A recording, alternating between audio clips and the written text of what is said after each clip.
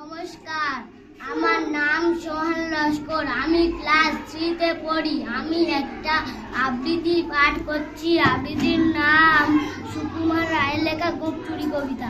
Head অফিসের বড় বাবু, লোকটি বড় শান্ত, তার যে এমন মাথার ব্যায়াম কেউ কখনো জানতো। দিব্যি ছিলেন খোঁজ মেজাজ, চেয়ার খানি চেপে আঁতকে উঠে হাত পাছুন চুক্তি করেন গোল। হঠাৎ বলে গেলুম গেলুম আমার জোরে তোল। তাই শুনে কেউ বদ্যি ডাকে, কেউ বা হাতে পুলিশ, কেউ বা বলে কামড়ে দেবে, সাবধানেতে তুলিস। ব্যস্ত সবাই এদিক ওদিক করছে ঘোরাঘড়ি। বাবু হাতেন ওরে আমার গোপ গিয়েছে চুরি। মুখ হারানো আজব কথা, তাই কি হয় সত্যি? গোপ জোড়া তো তেমনি আছে কমেনি এক রত্তি।